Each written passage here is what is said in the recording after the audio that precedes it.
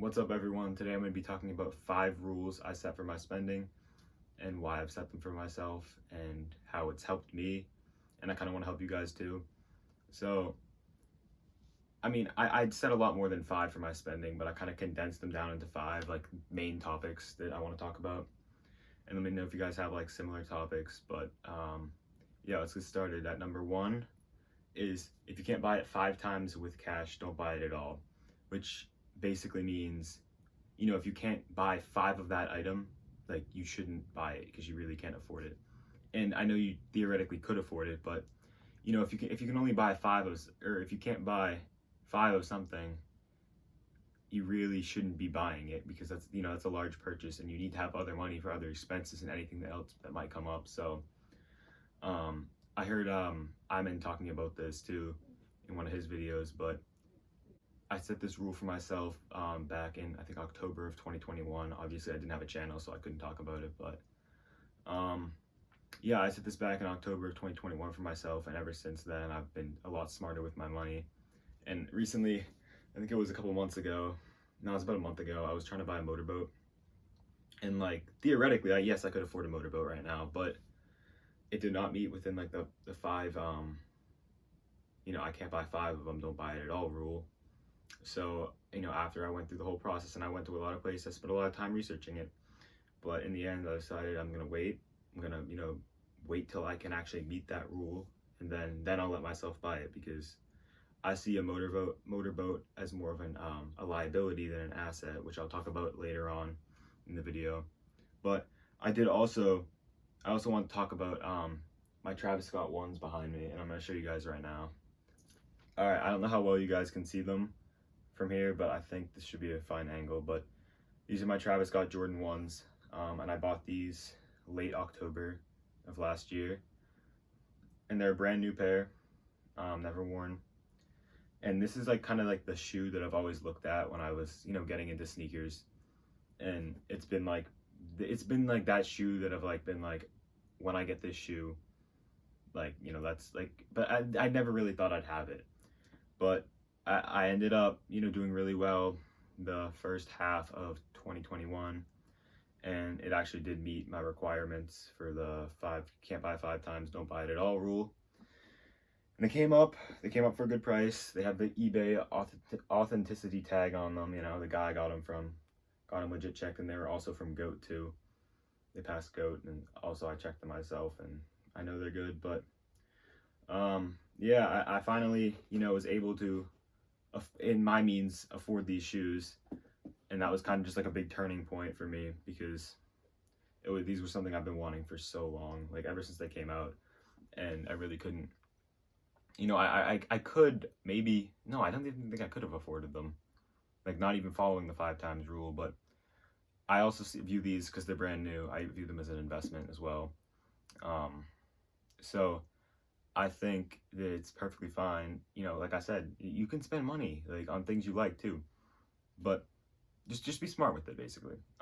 Like I said, I view these as an asset. I'm probably going to sell them eventually, and I could honestly see this shoe being $3,000-$4,000 in the next couple of years. I mean, it's one of the most iconic Jordan 1s of all time. So I don't know, that's just my take on this shoe, and I'm gonna tell you guys rule number 2. This video is going to be so annoying to edit, but for rule number 2, my rule is don't buy it unless it's an asset, obviously to a point. So what I consider an asset, which is something that goes up in price, something that holds its value, and some examples I think are shoes, gold, silver, stocks, cryptocurrencies, etc. And most of my money I put into those items, right? But I'm not saying you can't buy anything but an asset, because obviously business expenses come up and other expenses in your life come up. Like you can't, food's going to be an expense. For me, gas is a big expense. Camera, mic, computer, everything like that is an expense. And I realize that. And also, like, for expenses, like family comes up, I have to buy them stuff, and birthdays, family birthdays, Christmas, all these holidays, friends' birthdays.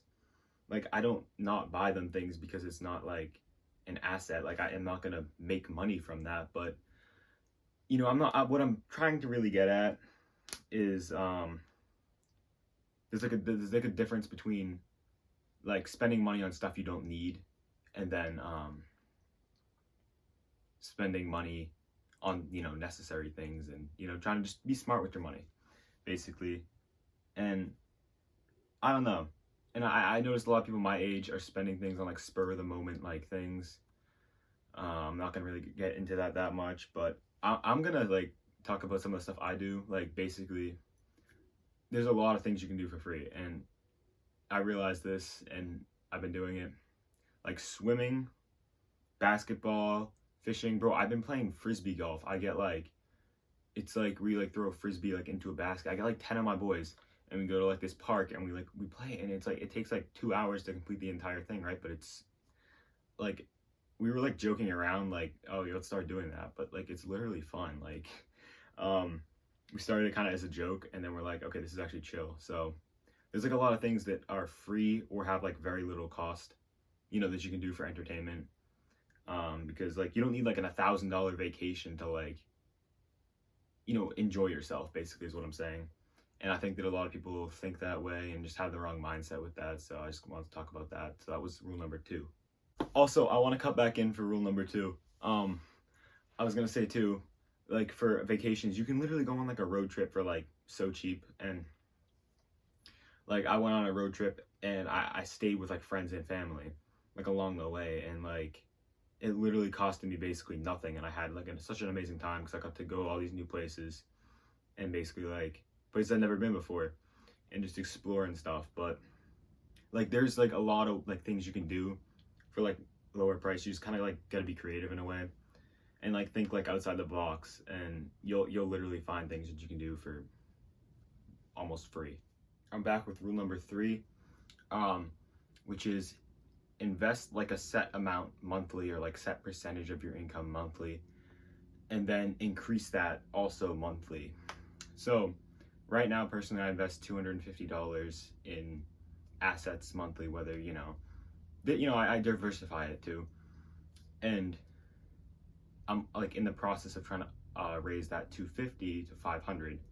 So I'm almost there, but I know that it's gonna take a little bit of work, and I don't have like a job. You know, I don't get paid like hourly. Like I don't have like a stable source of income in a way. So I'm trying to find ways to like make that money happen, and I think that that's like good, because like, you know, I'm not relying on an employer to make money. Like I'm making money by myself, and I don't know. So basically, I'm trying to put 500 a month into investments. So I don't know. I would just set like aside money to put in monthly to investments, because I think that's smart. So that's something I do personally for rule number 3. All right, I'm back for rule number 4, which is keep 75% of your money invested into assets. And I know that that's what I personally do. And you guys, as you probably know, I resell by now, but with reselling, you really don't need like this huge sum of money. Or at least personally, I don't use a huge sum of money to, you know, resell. I kind of have this like small pool of money that just, you know, goes in and out of my account, in and out of my account, and it grows. And the money that's growth, I put into assets. So I kind of try to have like as little cash as I can have at once. Like I don't want to have cash like at all. And so far that's been good for me, because assets always go up in price while cash goes down in price, as you guys know, with inflation. But that's like a whole topic for another video. But that's just something I personally do. And like inflation's just been huge, just because like everything's going up in price, like gas, food. Like if you had to get a repair on like, you know, like literally like if you like repairing like a pipe in the bathroom, like it's gonna be like a lot of money now, like a lot more than it was. And you know, so I've been trying to like be smart with my money, put it into investments. And if I ever do need like the good thing about assets is if I do need like cash, like I'm able to sell my assets off and put that back, get that back into cash almost immediately, you know. So I haven't had a problem with doing that, and I've seen good growth doing that too. All right, so for the last rule, which is rule number 5, don't go out to eat. And I always, you know, I always talk about this too. I always tell people don't go out to eat. And I'm not saying don't go out to eat ever in your life, always eat food at home. No, I'm not saying that. I'm saying don't go outside to eat like 4 times a week and get food out of your house 4 times a week. Like, because first of all, you have to pay for the food at the restaurant, which is upcharged by just like a huge portion. Then you have to pay tip on that and sometimes tax. And then, if you get it delivered to your house, there's a delivery fee. So you're ending up paying a lot of money for food you could literally make yourself for like a tenth of that. And ever since I started tracking my expenses and looking at my like food expenses, because I was going out to eat pretty frequently, and I started tracking my expenses, and I started looking at it, I was like, wow, like I need to stop going out to eat. But I'm not saying don't ever go out to eat. Like, I'll be out sometimes and I know, okay, I won't make it home for dinner. Like, I'm not gonna make it home for lunch, so obviously I'm gonna get food out of the house, but I'm not gonna do that like every time, because sometimes, like every single time I go out, I always bring like some sort of snack with me, so in case I get hungry, I don't have to stop and get like food that's bad for me, like fast food, like McDonald's or something, like fries, because I don't want to be eating that stuff anyways. So like if I have like something good and with me, like a good snack, I can eat that, and then it will kind of like hold me over till I get home. But I know if that snack won't hold me over, and I know I have to eat out, I'll end up eating out. It is what it is.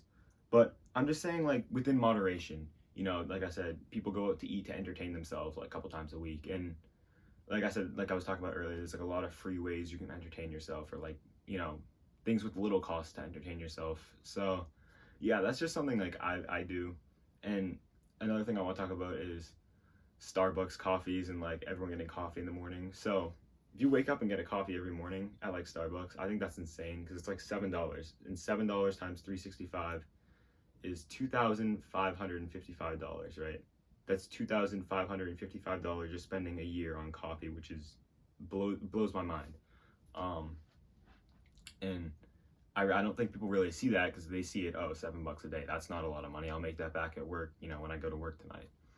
But I see it as like, you can make a coffee and save time too. You don't have to go out and get it. You can literally make a coffee at home. And I understand that it probably won't taste as good, because I know that that's true with like other foods. I don't drink coffee, but I know that's true with other foods. And I know, eating at home, it's probably not as good as when you eat out at a restaurant. I know that, but you're saving yourself all that money and all that time, and it's probably those coffees or whatever you're getting, whatever it may be, it's probably not good for you, And I see like kids at my school, because I'm still in high school. I see kids like walking around with coffees like every morning. Like, but I'm talking like the same kids have like the same coffee every morning. And I'm saying to myself, like, if they put that, like what I would do is, if I put that like $5, $7 for a coffee, if I put that into like a stock, like a repeating stock or cryptocurrency every single day, like repeat buy every morning by, $5 of Bitcoin, right? That's like something I would do, instead of spending that money on coffee every morning. And then I'd make coffee at home for like what I think it was like I think I did the math. I think it's like 20 cents or 40 cents a cup. But that's personally what I would do. I just think it's insane that people are spending that much money on something that it's just not necessary. I mean, and even if it is necessary, like I said, you can make it at home. I make all my breakfast at home. Thank you guys for watching the video. It really means a lot. You guys don't understand. And I've just been in like a tough position, because I want to go out and film videos at like other places, but I don't have a filmer yet, and it's so hard. Like, I've just been like mentally stuck. Like, I'm making videos. Like, I think the next video though, I'm going out and I'm doing something a little bit different, so you guys will see that probably Saturday or Sunday. Actually, no, I think it's gonna be Monday, but you guys will probably see that Sunday or Monday. And it's gonna be something a little bit different, but I hope you guys enjoy it. And with the podcast, I've been stuck too, like mentally, and like, like with coming up with ideas for like who to bring on the show, especially, and like with ideas of like topics, because I can't bring just anyone onto the show. It needs to be someone like with a profession in a field that I don't have much experience in, or just me interviewing someone that sees differently than me. And I've just been having trouble finding people to bring onto it. And being able to like push out a podcast a week has been tough, but I'm trying my best. And yeah, I think that's pretty much it. So thank you guys for watching though. Like, it actually for real means so much, so thank you.